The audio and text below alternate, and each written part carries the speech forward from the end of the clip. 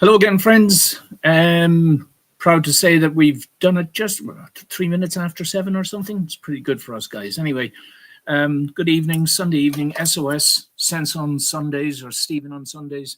Our weekly update on global and world events. As you can see from, here we are, 1 second, my friends. As you can see from the slides, and I'll make it a bit smaller if I can. Yes. So this does not cover everything that we will talk about today, but GAZA, GRETA, meaning Greta Thunberg, of course, and the Gullibles, who is being diabolically fooled with the hot news today. I can say that we have an inside source, if you like, on the ground in Israel, and we were informed and eventually the media picked up on it, but we were informed that it looks like sadly that the ceasefire is going to break down, or has already broken down. But also somewhat sad to say, it was to be expected. And we'll look at some of that in a moment, guys, so that we can understand what's going on. Quite a bit to get through today.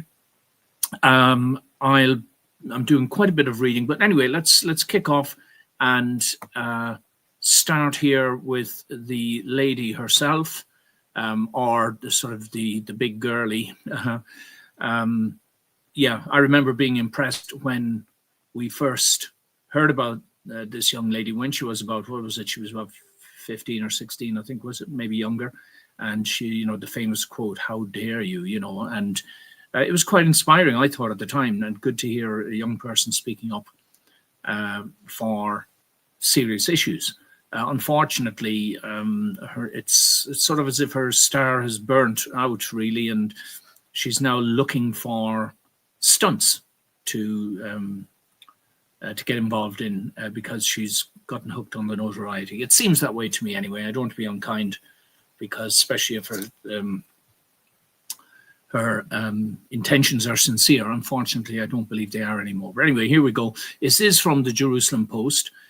Just the headline: Foreign Ministry, the flotilla to Gaza had no humanitarian supplies. All right, now, if this is true, I always allow for the possibility. I wasn't there. I didn't look at the boats. All right.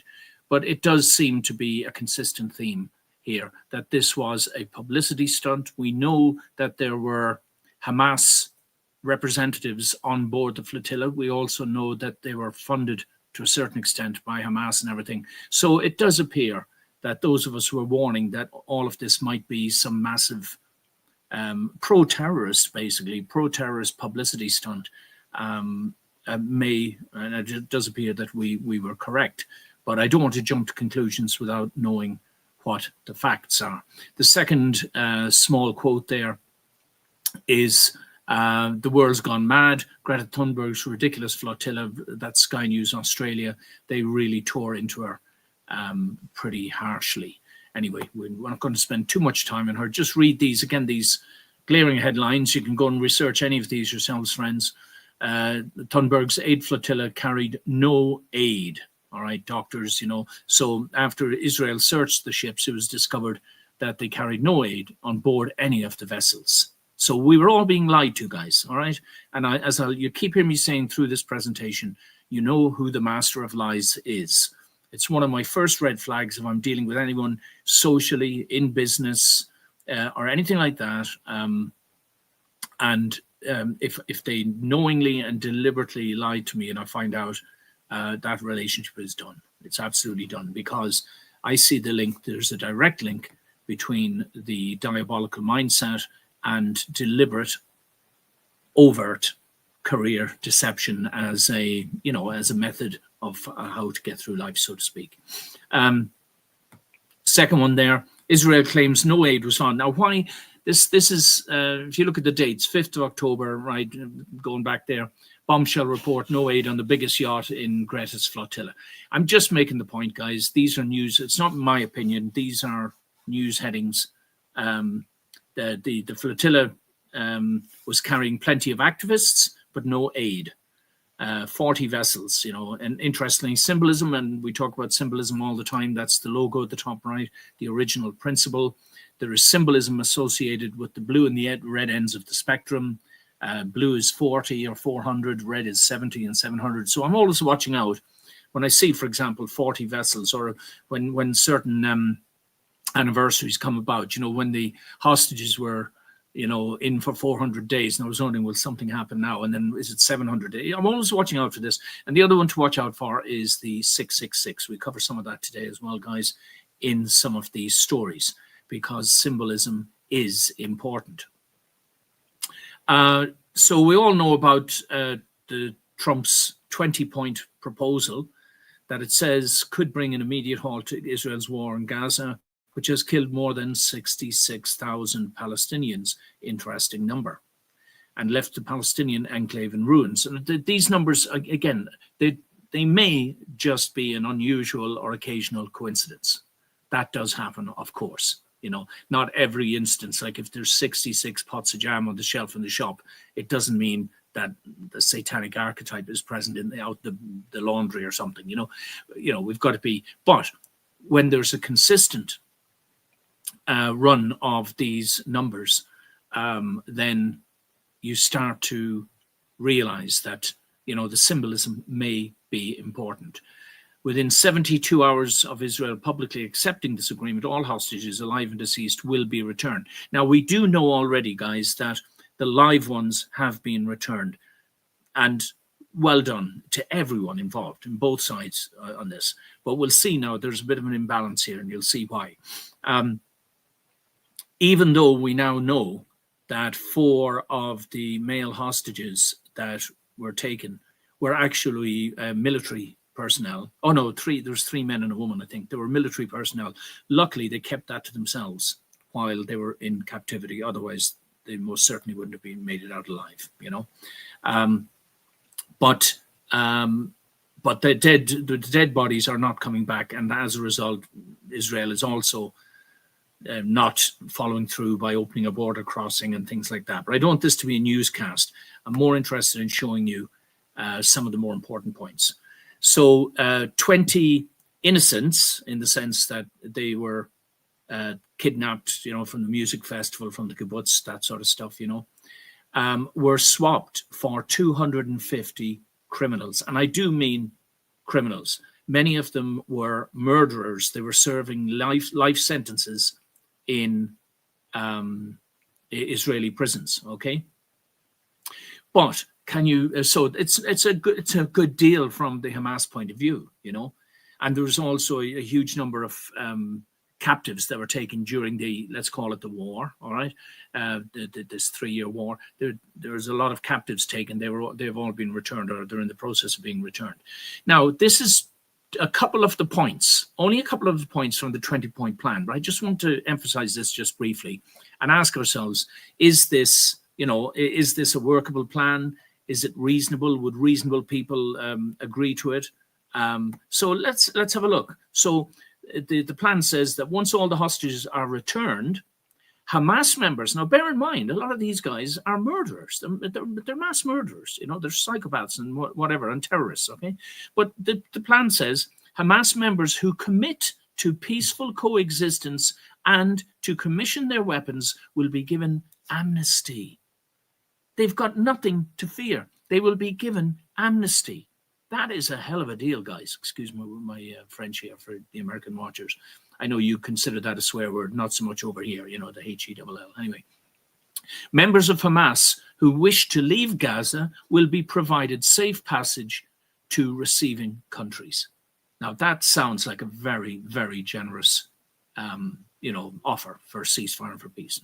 No one will be forced to leave Gaza, and those who wish to leave will be free to do so and free to return.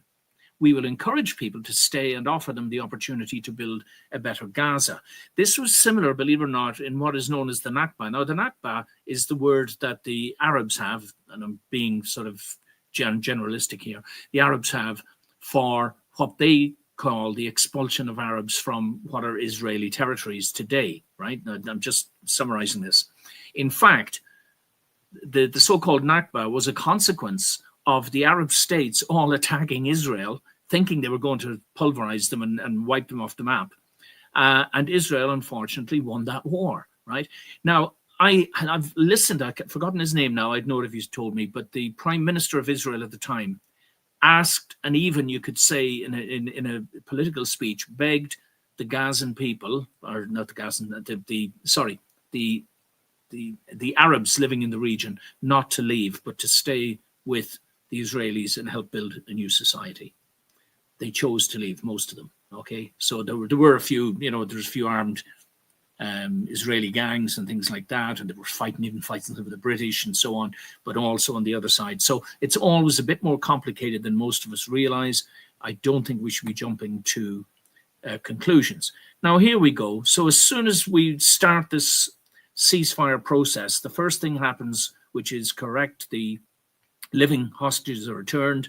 There may be difficulties getting some of the deceased ones back. That's sort of understandable, but it's in the deal, and everybody signed up to it.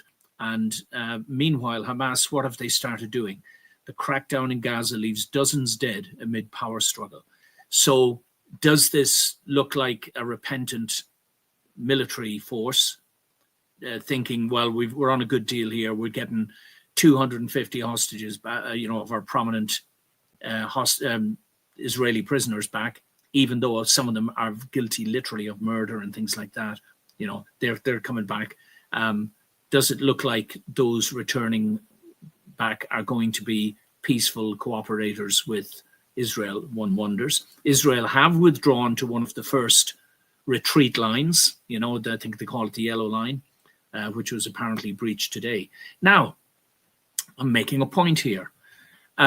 This was on the BBC, right? So they made a film called Gaza: How to Survive a War Zone, but they've been forced to remove it because, as we'll see in a moment, there were hundreds. First of all, there were hundreds or thousands of complaints that the film was actively anti-Semitic, anti-Israel, and pro sort of Hamas and Palestine type of thing. And then once the film was removed, and I'll show you why it was removed in a moment, once the film was removed, then in turn there were hundreds of complaints about taking down an informative movie that was necessary for the people to understand. And apparently, I haven't seen the movie now, so I'm only speaking on, from third-hand accounts, but apparently it's a very emotive movie, very moving. And this young lad in it narrates all the way through. So it's like a personal camera crew following him around. Problem is, it turns out that he is the son of a Hamas interior minister. All right. And apparently there's a girl in the video as well who's equally politically connected.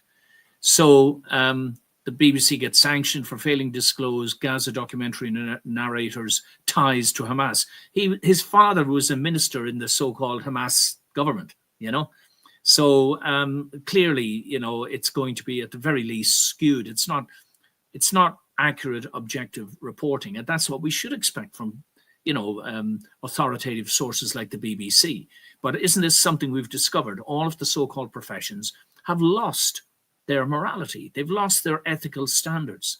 They're all, they're singing to, if you're a journalist, the primary ethos is supposed to be objectivity and factual, truthful reporting. And sometimes that requires a great deal of courage. And a lot of reporters have lost their lives, sadly, but they deserve our respect because they were willing to stand up and tell the truth, But these days, you almost can't keep your job if you're trying to tell the truth. You get told what the agenda is, and then you're told to go and fit a report to that agenda. And in this particular case, and again, we'll keep moving through here nice and quickly because it's going to be quite... Hello, guys. Nice to see you. See me looking over here. I see... Hello, Frisbee. Mark, sorry. Yeah, I'm Mark there. Hello, Mark, an old friend of mine there. Fawn Malone. Yes, nice to see you guys. Mark says something. Now, I won't do much on the comments. I think you're confusing the Nakba of 1948 with the war in the 60s. No, I'm not, Mark. There were several conflicts. I think there was as many as 11 or 12 of them. They were all initiated by the Arab states in one form or another. I think I covered that last week or the week before. Anyway, I can't dwell on that at the moment, Mark, but I'll go and check out your comment later to see if I've made some sort of an error. But the two are conflated. There was an attack on the Israelis, which the Arab nations lost, and as a consequence, the so-called Nakba, there was a lot of, but this also followed, believe it or not, just to make the point, this also followed the expulsion of Jews from numerous countries around the world, and mostly Arab nations. And again, we've got data on that, showing that in some cases there might have been 30, 40, 50,000 Jews in a country, one of the Arab states, and afterwards they were all expelled. And in today's modern world, there's less than 10 Jewish families living there or something like that. In some cases, there's none, because they'd be scared for their lives if they were to declare their religion. Anyway, I've got to keep going. Let's pull this one up here. The BBC said that the independent production company Hoyo Films bore the most responsibility for the failure because it didn't share the background information regarding the narrator's father. They apologized for the lapse. The BBC received hundreds of complaints alleging that the documentary was biased against Israel, as well as hundreds more criticizing the program's removal from its streaming service. And the point I'm trying to make here again, guys, I'm throwing this out there. I'm doing my best to be objective. Can we trust any of the mainstream media sources anymore? Have they all of them, have they all picked a side, and therefore we can't trust that the information we're getting is credible? So at the bottom, a group of 500 media figures, including directors Ken Loach, that's him there. And you can see here that at some point he refused to condemn Holocaust denial. All right. So there's pretty much of an inclination here. So these media figures signed a letter published by Artists for Palestine UK. We've got something similar in Ireland, haven't we? Artists signing petitions to stop us having Irish cultural festivals and the like, saying a political campaign to discredit the program risked dehumanizing Palestinian voices in the media. Again, I'm trying to be objective, trying to make the point that ultimately we've got to stop getting our mainstream, our main news sources from the compromised international mainstream media, because they're all owned and operated by people with an ulterior agenda, as we will see. Freedom fighters killing their own people. Now, again, I'm just asking the question, especially the people who have been outspokenly, let's use the term pro-Palestine, but when I say pro-Palestine, I'm aware that Hamas was voted in by the Palestinian population. Ironically, I think it was 66% of the population. Don't quote me on that, but I think it was. But they're claiming to represent the Palestinians, okay, even though they're in conflict with the Palestinian Authority in the West Bank, right? But immediately this ceasefire happened, this is what they did. They went out and did these public executions. I've seen the videos, guys.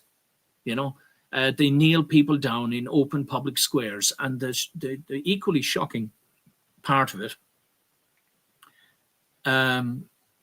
is the crowds. There's the crowds in the background. Look, waving their arms, cheering, shouting, and jeering. Now, I've done a number of videos about the different types of evil: individual evil, social evil or collective evil, and cultural evil, and one has to have a grasp of these things in order to, and I keep using the word, to objectively understand what's really going on. Because, let's say I have some friends who are Palestinians living in that area, and they're giving me reports of what's going on, and they're very, let's say, anti-IDF, anti-Israeli. No doubt my emotional, which is my subjective point of view, will be affected by that. I'm doing my very best to try and stay some distance away from the emotional, even though it's horrifying to see death and destruction and children going hungry, and of course people being kidnapped and held hostage for months and years and raped and all that sort of stuff. None of it is good. But in order to try and understand, because this issue is dividing the whole world, as far as I can see anyway, it's dividing the whole world. And part of the reason it's dividing the whole world is because of, there's two main reasons, I believe. The first is what I call objective thinking, all right? or, you know, partially ignorant thinking. So people don't know the full picture, and so they react because they see a picture of a starving child or something of that nature. And we now know, for example, that very famous picture, I think in the New York Times, of a starving child, it was not fabricated. I mean, it was a child who was already sick with some condition that made them very skinny and stuff. And they used it as a propaganda shot, you know, and the Western media swallowed it wholesale. And of course, a lot of, and I use the term gullible, I'm not blaming people. It's the New York Post, after all, if that's what it was, or Time magazine or something. Sorry, again, may not get all of my facts exactly right. But you know the picture I was talking about. And, you know, people are too willing to listen to the authorities and believe what they're being told. And I'm seriously saying that, you know, this is what it's all about. We've got it. So that's the first thing. It's ignorance and subjective thinking. Yeah. Objective thinking. And secondly, it's touching on this notion of anti-Semitism, guys. And we'll listen to something in a moment that will make this clearer. But there is an irrational, and please understand me now, I'm not talking about the ideas you may have formed in your own lifetime here over the course of the last 50, 60, 70 years about Zionism and purported colonialism and you know, and all the rest of it. I'm talking about there's something in the human psyche, and it seems to plague the majority of otherwise ordinary, decent people in the world. But they have an intrinsic dislike. Sometimes you can define it as hatred. Sometimes it's a murderous hatred, as we see in many of these Arab terrorist organizations, you know, towards Jews. And I think that is something that goes literally all the way back to the Cain and Abel story. I've done a few videos on it. If you look through either here on Facebook or on YouTube or Rumble, this is being streamlined to YouTube and free live stream. Sorry, guys, I haven't had a drink, don't worry. Live stream to Facebook and YouTube, and then I put it up on Rumble afterwards as well, because there's no censorship there. So, but there are a few videos about the Cain and Abel story and the Arabs and the Jews. What's the symbolism telling us?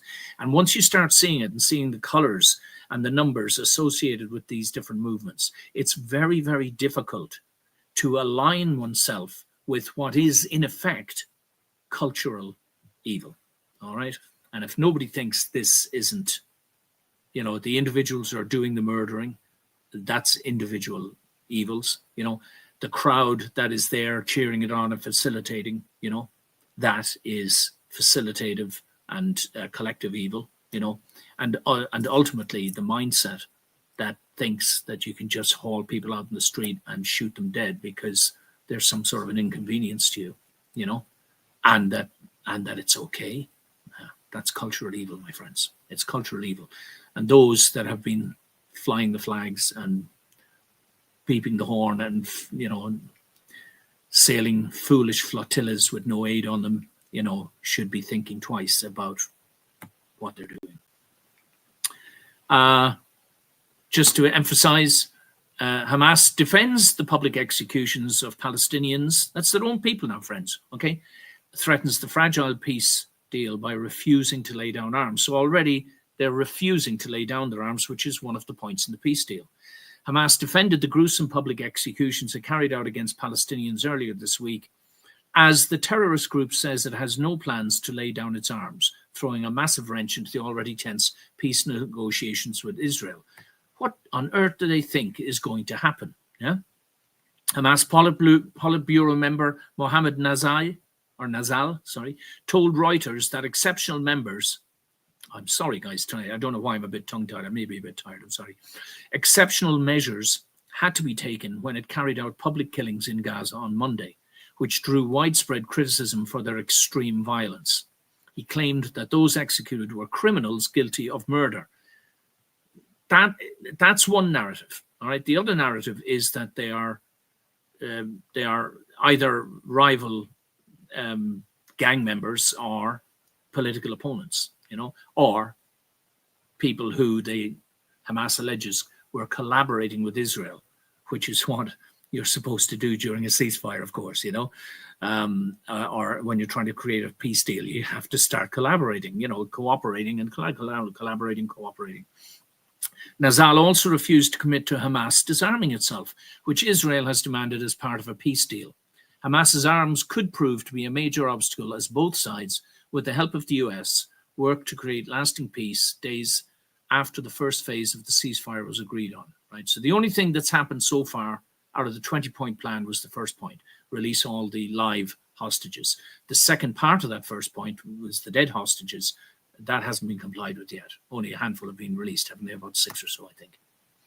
So Trump, good old Donald, you know, in his direct manner, Trump threatens to kill Hamas over gang clashes, says it must disarm. You know, Trump warns Hamas, we will have no choice but to go in and kill them if the bloodshed persists. Trump threatens to go in and kill Hamas if they don't stop killing in Gaza. Personally, and again, now that he is involved, he's supposed to be the head of this peace commission, you know, the new government that was supposed to be setting up there with different Arab nations involved, you know, and so on and so forth. He's got the power to finish off Hamas. And of all the things that are going on, you know, of the two arguments, oh, we've got to stop the war. Whatever happens, we've got to stop the war. Why? Because the children are suffering, you know, or because the innocent Gazan population are suffering. And I was continuously arguing, saying, yes, but there's a bigger picture here. These Hamas characters, yeah, just like their buddies in the Muslim Brotherhood all around the world, ISIS, Hezbollah, you know, the Iranian regime, and so on and so forth, they're sworn to destroy Israel. That is their purpose in life. That's what they live for. They actually live for death. They believe becoming a martyr is their way into paradise. And they've been brought up since children, since kindergarten, fed a diet of hatred for the Jews in particular, and for all infidels, but the Jews are top of their list. Okay, so the harsh sounding argument that someone, if it's not the IDF, or if it's not Trump, or if it's not the other Arab nations in the region, someone has to somehow dismantle this Muslim Brotherhood and stop indoctrinating the children in a diet of hate. Someone's got to do it. And the IDF were close to, it seemed, they were close to finishing that job when this ceasefire was proposed and accepted by everyone. Now, the way that Hamas are acting already, and they attacked Israel again today, and Israel then reacted again. Who knows even while I'm speaking, there may be more news on the issue developing. But the argument is increasingly more strong now that someone has to deal with Hamas and deal with them effectively. And if that means arresting them all, fighting out on the streets and eliminating them all, jailing them all for the rest of their lives, putting them on a desert island where they can't get off it, I don't know. But something's got to be done. They've got to be separated from the culture, or else that culture has no chance. It has no future, no matter how many wonderful buildings and beaches and hotels they plan to build there for the future. If you don't get rid of this diabolical satanic mindset, there's no future possible. And the physical element and the most prominent element of this diabolical satanic Cain mindset is in this militia, this terrorist militia, Hamas. Okay, someone's got to do something about it. And I'm not really interested in arguing about it, guys. I've had those arguments already, and in the course of having these discussions, all I did, I think maybe 3 months ago, I put up a pastor talking about the biblical dangers of becoming anti-Semitic, and I got a torrent of abuse from people just for sharing a video. I didn't even have to share my opinions. I said, I think this guy's worth listening to. And in the course then of subsequent exchanges I had in discussions online, I've done a lot, and trust me, an awful lot of research. I think there's very little now I don't know, both good and bad, about both sides in the conflict, meaning the Israelis and the, let's call them the Palestinian Arabs, or the Gazan and West Bank Arabs or whatever you want to call them. There's very little I don't know now, and I've talked to a lot of people who are much better informed than me. And more, it does seem like this issue is going to split the world. Not exactly right down the middle. It's more like sort of, I'd say about 75%, 25% pro-Palestinian, it seems to me at the moment. And I think that that's where the term the gullibles is. I think people are making a huge mistake by backing anything that is associated to or linked with the Hamas terrorist organization. All right. And inasmuch as the Palestinians, the Gazan Arabs, continue to support them and vote for them or hide them or cover up for them or whatever it is they're doing, then they are complicit in the collective and the cultural evil. Yeah. I don't know any easy way to say it. Okay. Right, guys. Now, you see here, I've blocked out a couple of the names on the left. Now, I didn't know as I was preparing the slideshow that it would be mainstream news, but I did want to show you this, okay? They attacked with rocket-propelled grenades a few tanks. Now, that's our friend in Israel. Let's say a friend, I've never met him personally, but he's a source connected to the IDF that is giving us information that I believe. I've had a couple of exchanges online with him, and it seems to me he's honest, he's sincere, and he's credible. And somebody asked him when, and he says a few hours ago, the media probably won't tell you this. We are getting ready to retaliate. That's when the media will pop up. But from what I understood, Hamas's attack was harsh. I'm just pointing out on the right, guys, those of you who know your scripture, the 4 horses of the apocalypse have each a different color. This is supposed to usher in the last days, the Armageddon, the great battle between good and evil. It just so happens that the 4 horses of the apocalypse are white, red, black, and green. It could be a coincidence. That's what I say there. Coincidence, question mark. But I think not. And mainly because one of my areas of expertise is in sort of universal international symbolism. Let's press on. So now we know that did in fact happen. As now you see this, and this was only a couple of hours ago when I got these clips. Ceasefire shattered in Gaza. Hamas attacks Israeli forces in Rafah. IDF responds with airstrikes. Now, who's that? Greek City Times. Okay, so arguably they're probably neutral. In the middle, we've got NBC News. Israel accuses Hamas of breaching ceasefire, reportedly attacks Gaza. So this is a different nuance. Look, and that's 40 minutes later. Yeah, they accuse Hamas. So it's worded differently. So the Greek City Times say the ceasefire has been shattered. Hamas did attack Israeli forces. So they've made a definitive statement. And then over on the right, this is the Times of Israel. Terror operatives attack Israeli troops in Rafah. So they didn't mention Hamas, but they said terror operatives. IDF responds with airstrikes shaking the ceasefire.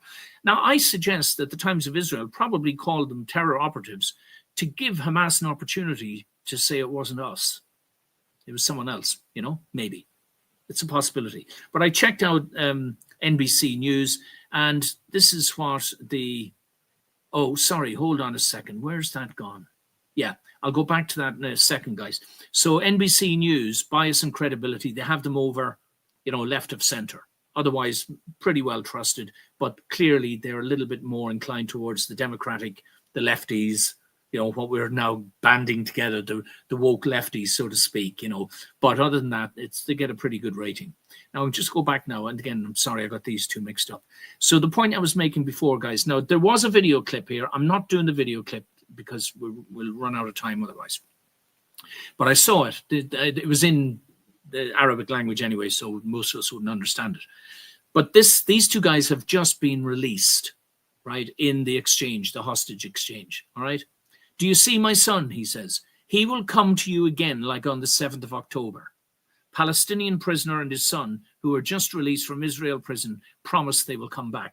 There is no gratitude for the peace plan here, guys. I saw him, agitated, excited, manic, Yeah, we're back, you see? And he's holding up his son by the chin and he's saying, you see him? That's my son. And you think what I did was bad. Wait till he gets to you because he's coming. We're coming for you again.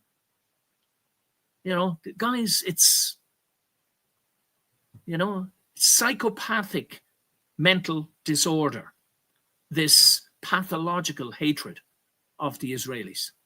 Yeah, there's something seriously wrong with people who think this way. And I've explained it before, and I'll do it here again in this slide. I'll make it a bit bigger.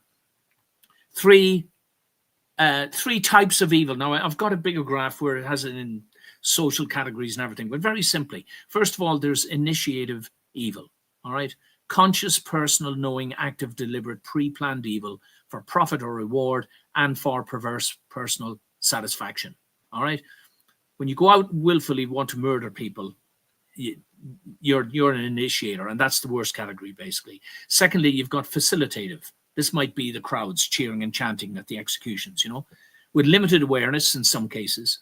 But it can also be someone working in a job in a corporation or something like that, you know.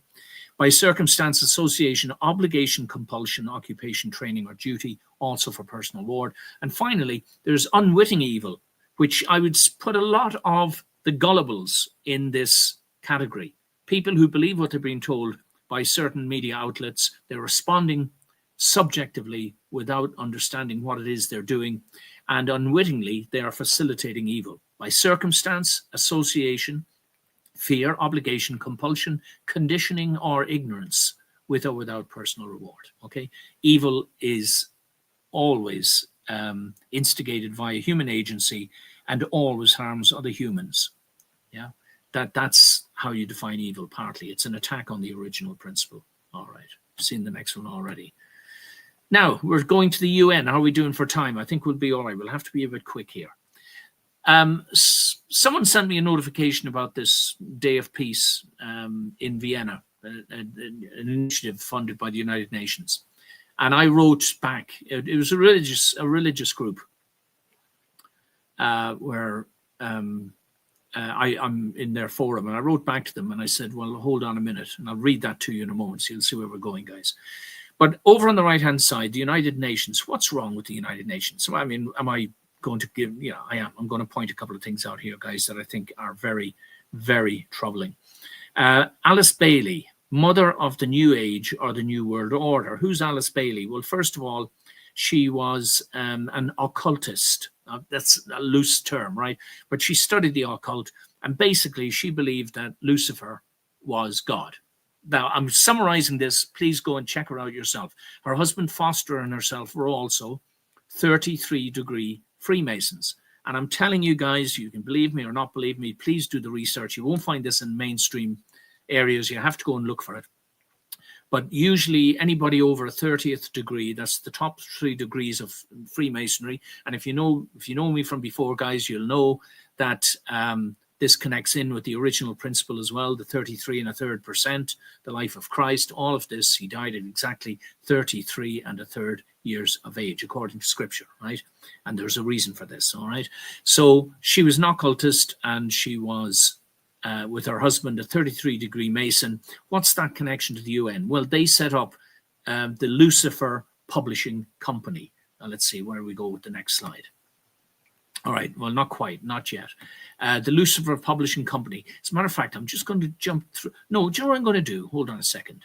Just stay with this a moment. There's a few seconds here. Now, at this symposium that happened, it's all NGOs, all right?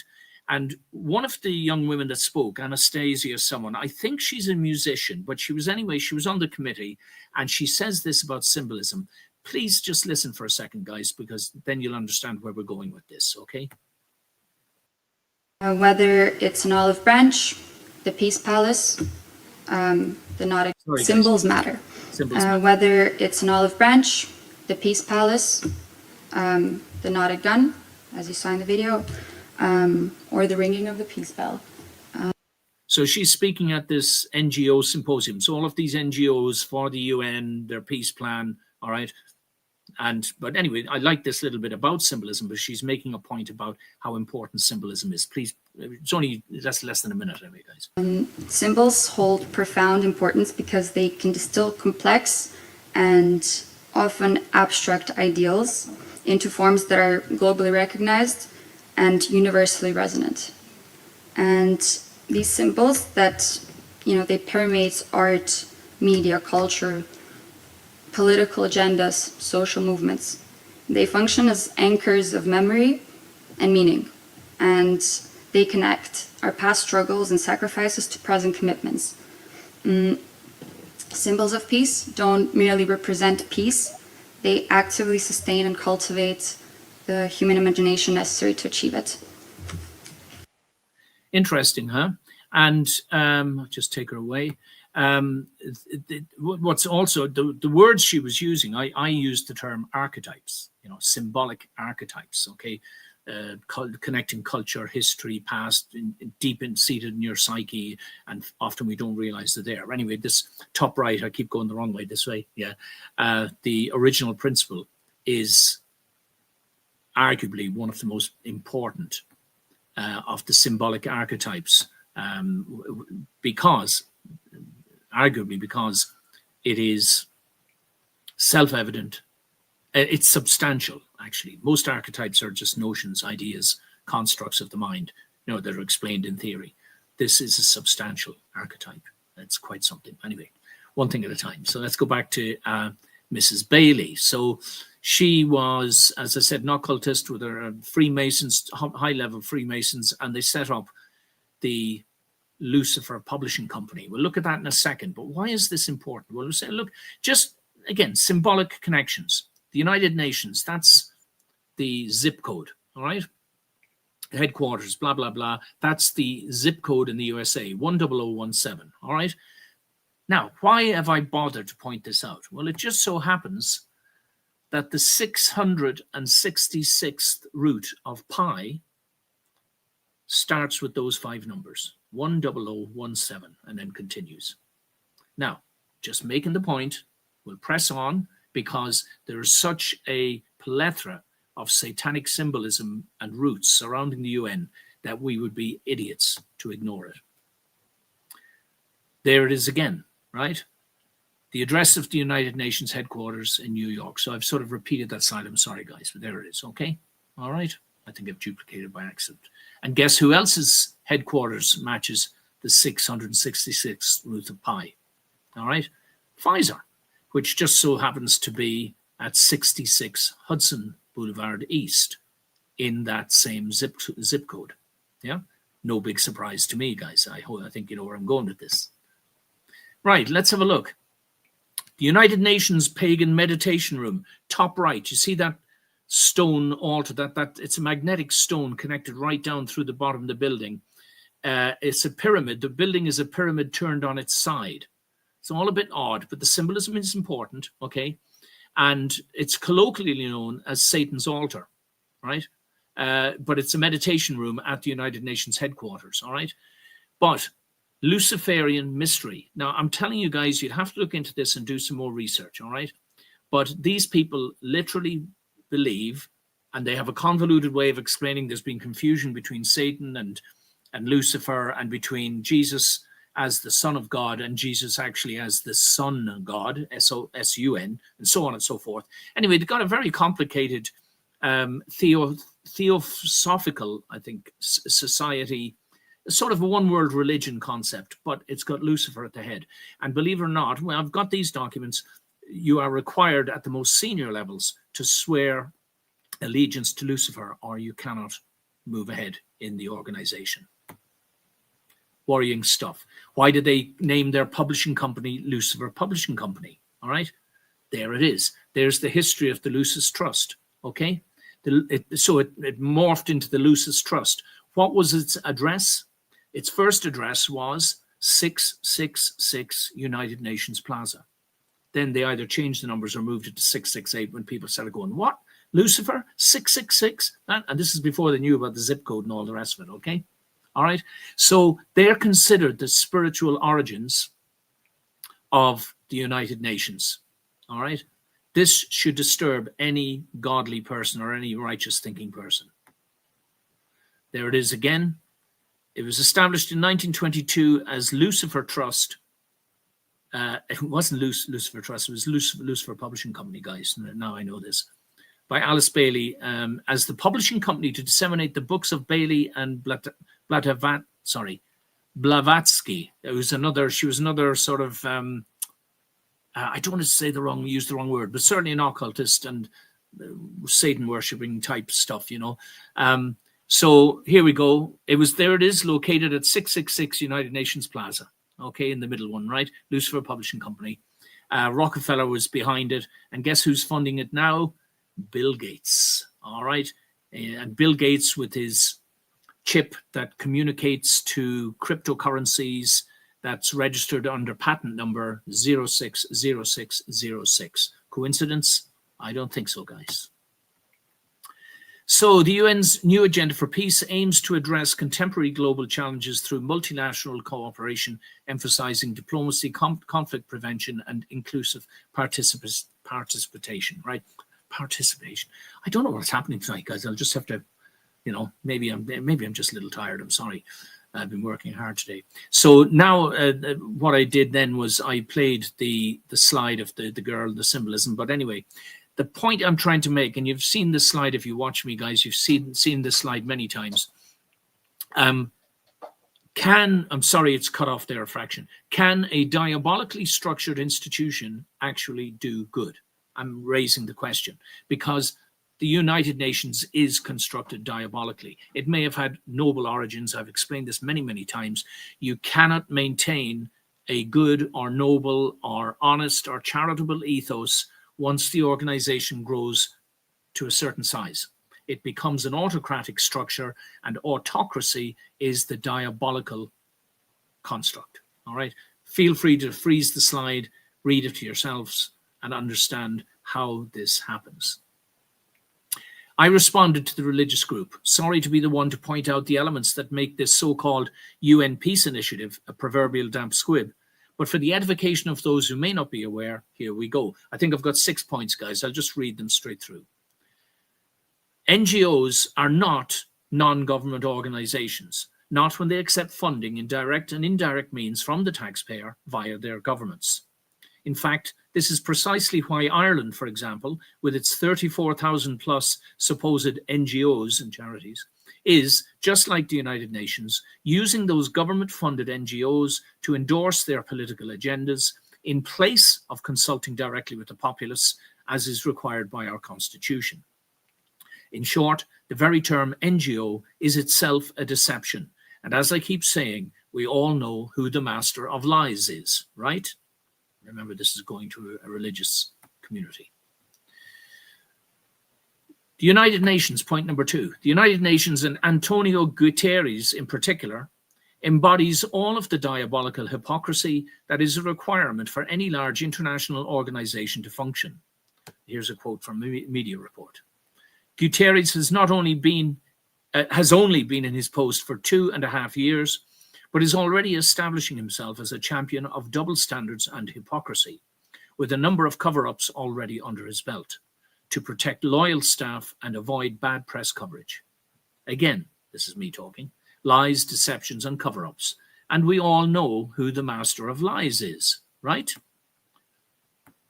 Third, in the Middle East situation, the United Nations has firmly aligned itself with Hamas and against Israel, allowing Hamas to appropriate some 87% of its aid trucks so as to keep Hamas in power and to keep all of the associated NGOs and charities and their operatives, some of whom were represented in this peace initiative at the UN, in obscene profits with Western taxpayer money.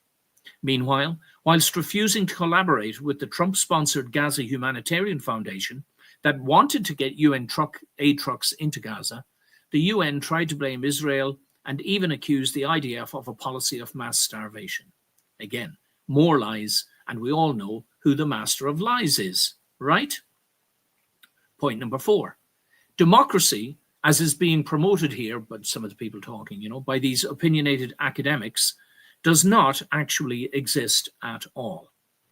The best examples we have in functioning reality, mostly in the Western world, are mere demonic masks of the diabolical initiatives that drives all of the multinational organizations to operate and integrate essentially as autocratic tyrannies, some more obvious than others. A deliberate knowing mistruth equates to a lie, right? So I keep making the point, lie after lie after lie. Point 5, the United Nations 17 Sustainable Development Goals linked to 2030 and the 2000th anniversary of the start of Christ's public mission are no more than an admirable sounding list of necessities that will be exploited by the diabolicals to bring about their real agenda, the elimination of 4/5 of the world's population and the total digital control of the rest. Pretty sounding lies are still lies, right? And I would argue that the completion of those goals would reach number 18, which would be, again, the proverbial 666. 3 6s are 18. In its current form, point number 6, in its current form, the United Nations is a textbook model of the diabolical mindset, autocratic, corrupt, anti-Semitic, racked with financial, sexual, and moral scandals, and headed up by deceitful sociopaths. In my respectful opinion, anyone or any organization that aspires to align with it, and failing some immediate and radical reform, is, at very best, dipping their toes into hell. Because when we buy into the lies, well, we should know by now who we are actually dealing with, right? Making the point, guys. And finally, some of the individuals speaking here in that NGO UN forum may be driven by genuine and sincere intentions. But whatever good intentions they have will inevitably be swallowed up or suffocated by the monstrous bureaucratical entity that is the UN today. Those that are sincere would be better off doing their own thing as sovereign individuals connected to the divine, rather than subscribing to a genuinely demonic structure whose only aim and purpose is to serve their master, you know who, by separating us all permanently from our God. The short version, the UN is not a godly institution. All right. And at that point, I was going to play the symbolism video, but we'll press on, guys. All right. Hello, Noon's Flower. Yeah. Now, yes, I'm going to play you another short video here, guys. This is, I want to say, almost unbelievable. I'm sticking to the theme of, anti-Semitism and stuff like that. Okay. And the dangers of radical Islamic jihad and so on. Jewish man arrested after his Star of David antagonized protesters. Now, this was a lawyer in the UK. He had a necklace about the size that you can see there, not very big, about the size of your thumb, the half of your thumb, on his neck. And he was near a pro-Palestine march. He got arrested and handcuffed and kept in detention for 10 hours, questioned. I'm just going to show you a little bit of that. Oh, here it is. Oh, there. Oh, where is it? Let's see. Why is it not? Hold on a moment. Add to stage. Sorry, guys. I need to click it. My mistake. Oh, no. I'm sorry. There's something going. There's something wrong here. Have I actually? Oh, here it is. My mistake, guys. I'm not exactly the world's. Yes. Sorry. There's a slide that looks like it. Here we go. These are detectives. I think he's setting his position in his statement that he was there as a legal observer. I think that's the concern. Yep. That is what I'm saying. Yes. Right. Sorry, guys. So you can't see the man and the lawyer and his lawyer talking. These are two detectives. All right. I just don't get it. Who do they think they are that they can? Yeah. Well, of course they're in Keir Starmer's government. But I've obviously got to investigate an allegation, and that these are the questions that I'm putting to him to either prove your involvement or non-involvement in the allegation. Okay. It's a short pause now before you ask the question. I'll just let it keep running. It's only less than a minute again. What necklace are you wearing? What necklace am I wearing? Yeah. Star of David. Star of David. Because the officer details this in their statement. What, that I've got a Star of David? Yeah. So? They felt that the actions that I've just mentioned about going up close proximity to the pro-Palestinian protesters. Can I say something? So, where is it? Remove it. Okay. So we'll just press on, guys. I mean, it speaks for itself, getting arrested for wearing a religious symbol. It wasn't like he was waving an Israeli flag in front of the protest. And even if he was, arguably, why shouldn't he, if you know what I mean? Why are the police doing this? The UK police are, in my opinion, they're just out of control. Anyway, let's get back to the slides. And next, here we are, a few comments. Again, thank you to these people who make these comments. I take them from public sources. Can you see how a Magen David, that's the Star of David, could be construed as antagonistic? What? Like wearing a hijab, a turban, a kafaya, a cross, a kippah, whatever, asking for it, right? Skirt too short, love, right? Wow, just wow. Yeah, where's it's going to stop? This is absolutely appalling, says Tomo. Why are the Met Police behaving in this way? What would you expect to happen if I felt antagonized by a Muslim woman wearing a burqa? I certainly wouldn't expect her to be arrested. So perhaps you could explain why this case differs. I think it speaks for itself, doesn't it, guys? I hope now. Oh, we're getting close. Keir Starmer has recognized how serious the arrest of a Jewish lawyer was for wearing a Star of David. Since such symbology is so offensive, only Islamic symbols are now allowed in public.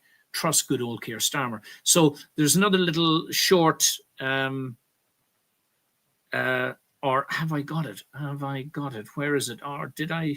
1 second, guys. I haven't got it. I was trying to bring a bit of levity. It's anyway. Look, you can find it online. It's only about 11 seconds. For some reason, I haven't uploaded it in time, so I'm not going to waste time with it now. We're running short as always. But anyway, it's obviously an AI mock-up of Keir Starmer. You know, where are we? In front of an imam and a Muslim burqa-clad woman.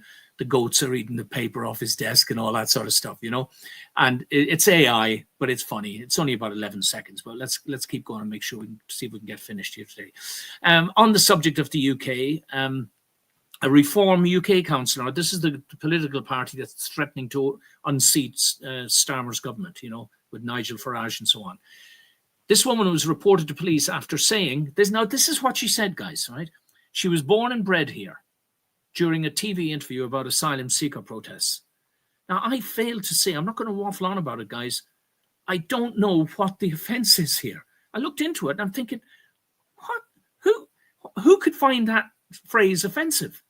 Police Scotland confirmed it's making inquiries after receiving a complaint that this councillor said this on Scottish TV. It's unbelievable, guys.